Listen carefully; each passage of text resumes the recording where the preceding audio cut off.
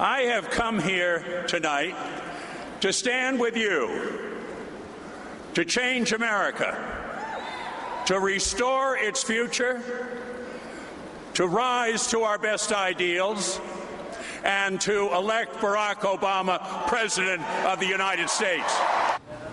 Welcome back to Hardball. That was Senator Ted Kennedy speaking at the Democratic National Convention last summer.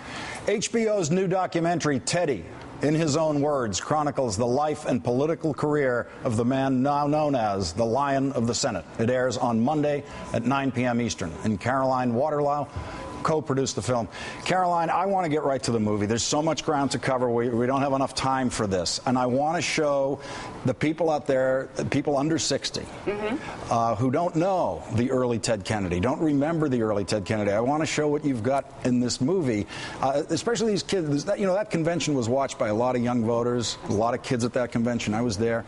That's the only Ted Kennedy they know. Absolutely. I also am one of those people who knew him as a senior senator, very vocal, very confident, and older gentleman. And so, yeah, to see him when he was in the early 60s, starting out just as feisty, and is incredible. He started out pretty young running for the United States Senate. He was an assistant district attorney in Boston. His brother got elected to the presidency. That meant there was going to be an open Senate seat to run for in 2 years, and he ran. And he found himself in his very first senatorial campaign debate. You have footage of that in your movie. Let's take a look at that right now. If his name was Edward Moore, with his qualifications, with your qualifications, Teddy, if it was Edward Moore, your candidacy would be a joke. But nobody's laughing. Nobody's laughing. And nobody's laughing because his name is not Edward Moore. It's Edward Moore Kennedy. It was full court press by Eddie McCormick. It was really quite baptism of fire. You are not running on qualifications. You are running on a slogan. You can do more for Massachusetts.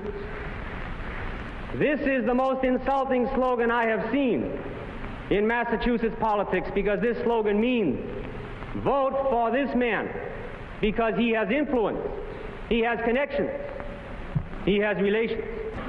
We should not have any talk about personalities or families.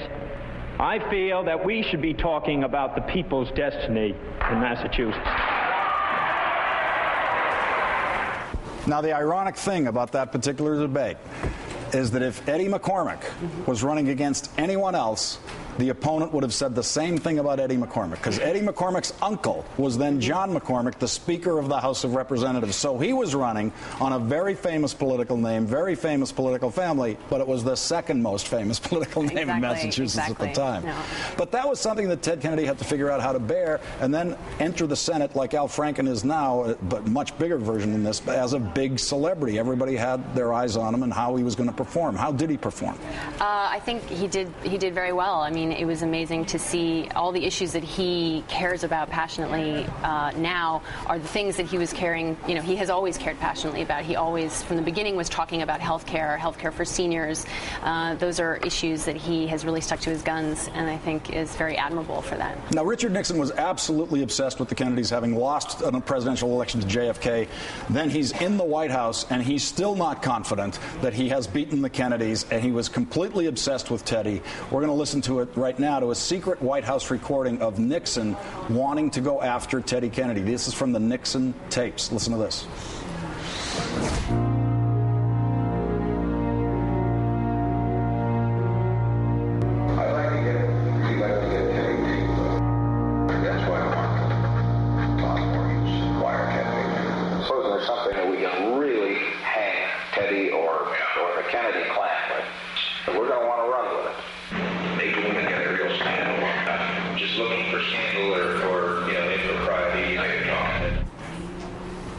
Imagine that. Here you are, you're a senator, and you got a president of the United States obsessing all day. Is there something we can hang on him? Is there something we can accuse him of? Yeah, with all to think of Teddy, with all the things he was dealing with politically and within his family and all of the losses he had suffered, he was also he lost his oldest brother in World War II. He then has his remaining oldest brother, assassinated November 22nd, 1963, as President of the United States. His remaining oldest brother is assassinated while running for president in 1968.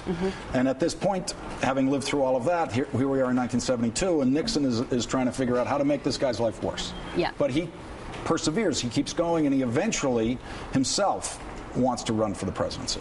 Yes, that was something that I also had not fully appreciated going into this project, that from about 68, right after Bobby's death, people are talking to him about running for president, and there was an effort to draft him in 68 to take Bobby's place, and really for about up until 1980 or 79, when he finally decides he is going to run for president, this is a question that is hanging over him, and is something that people are asking him about that whole time. When you look at that early Senate career of Ted Kennedy's leading up prior to running for president in the 80s, it's hard to find the easy year for Teddy. Early on as a senator, he had a plane crash. When a small plane goes down in western Massachusetts, he's in the plane. He injures his back. He's never going to be able to walk the same way again for the rest of his life.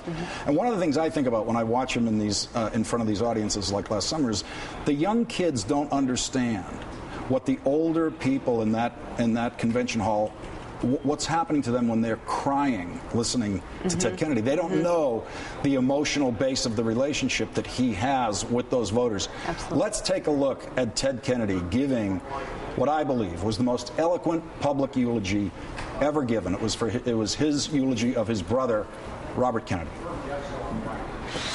My brother need not be idealized or enlarged in death beyond what he was in life. To be remembered simply as a good and decent man who saw wrong and tried to right it, saw suffering and tried to heal it, saw war and tried to stop it. Not easy to watch. No, it's an incredibly emotional moment, and really we tried very hard in this film. It's entirely archival material, archival interviews and footage, and we really tried to let the footage speak for itself. You can see the emotion, and you can see Teddy best just by watching him and letting it play. Monday night at 9 on HBO. Yes. Thank you, Caroline Waterlow.